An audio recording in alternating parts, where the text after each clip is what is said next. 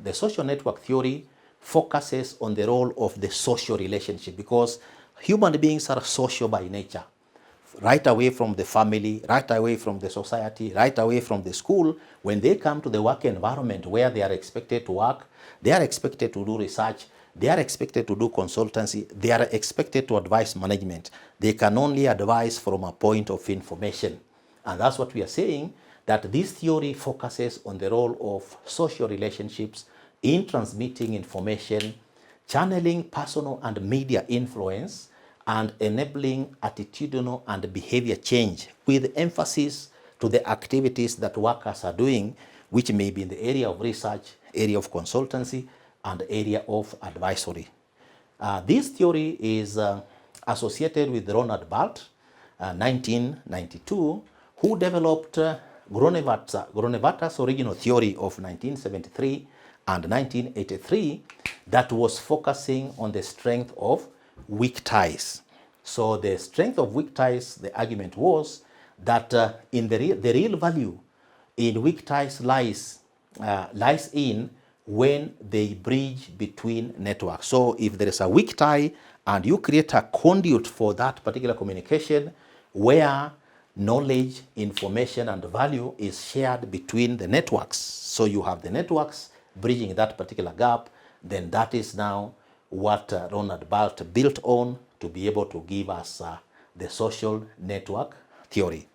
We have looked at the type of social networks that may exist that can include Facebook, number one, number two, Instagram, number three, Facebook Messenger, number four, WhatsApp, number five, TikTok, number six, Pinterest, number seven, LinkedIn, number eight, Telegram, number nine, YouTube, as examples of the types of social networks that individuals, including workers and those doing research, consultancy, and advisory, can be able to tap into to be able to inform their decisions as they advise, as they do research, and as they do consultancy.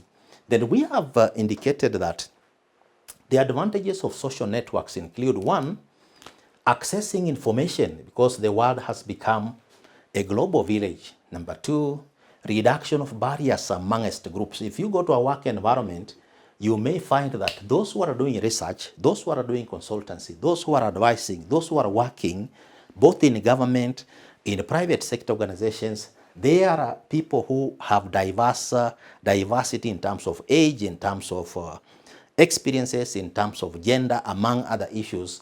But when you now have these social networks like WhatsApp, Instagram, Facebook, LinkedIn, it tends to break those barriers. And then number three, enhancement of telecommunications. And we have seen this has come in handy where even research can be done on Google, for example. You have Google questionnaires, Google forms. Research can be conducted on that. Reports can be, for example, generated and shared.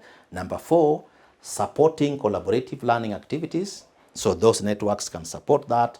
Number five, benchmarking with best practices. For example, organizations can get a clip on YouTube of best standard operating procedures. They study them and they can apply them in their organization. Then you also have challenges.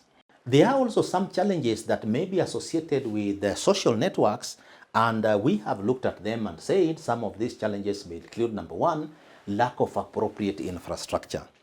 Workers may be willing and ready to use the social networks. People in a country may be willing to use the infrastructure, but challenges of network coverage, challenges of costs may also come in, or even lack of the infrastructure itself. Then there is the element number two, time management. Workers are supposed to be concentrating on their normal activities and also being on social networks. So time management is also another challenge associated with the social network. Number three, managing the traffic of data and communication is a big challenge because when it comes to modern technology, so much information comes in terms of the traffic. So the question then is, how do you handle that? So that is also a challenge. Number four, dynamics of using social media channels. There are requirements, underlying requirements, and especially the older employees may find this quite challenging. Then number 5, knowledge and exposure required. There is exposure that required to be able to interact seamlessly. So that again could be a limitation or a challenge associated with social networks. Then Lana, we went further and looked at applications of social network theory. So how can the social network theory be applied in the area of research, in the area of consultancy, and in the area of advisory? And we pointed out that one, creation of visual maps of relationships between individuals.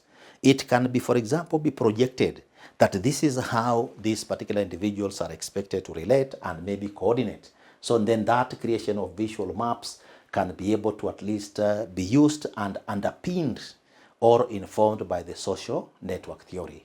Number 2, assisting individuals assess diverse sets of knowledge and skills.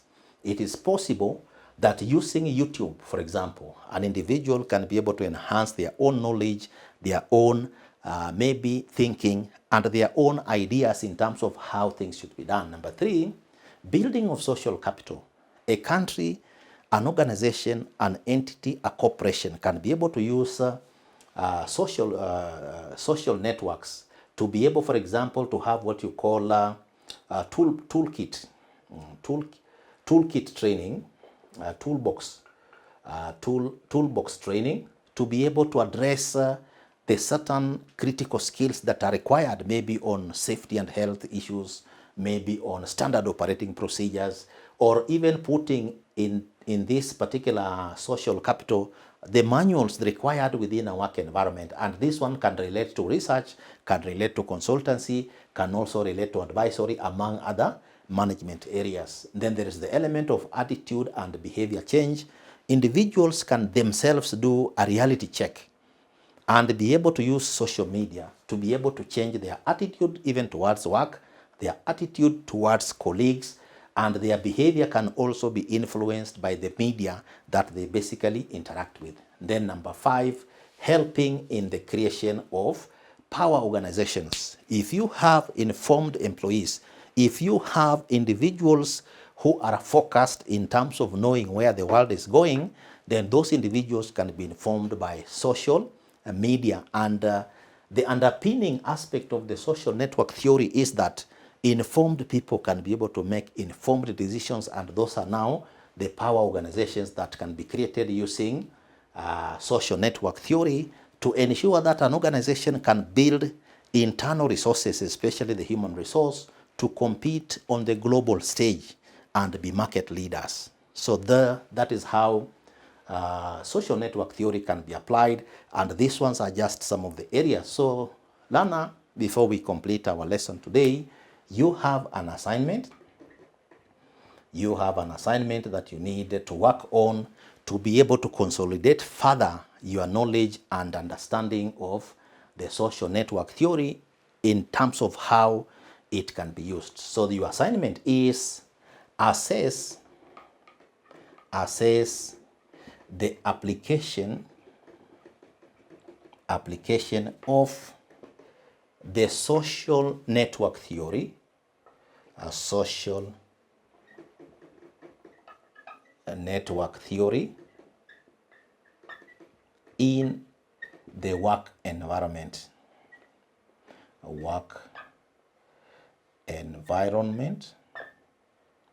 Assess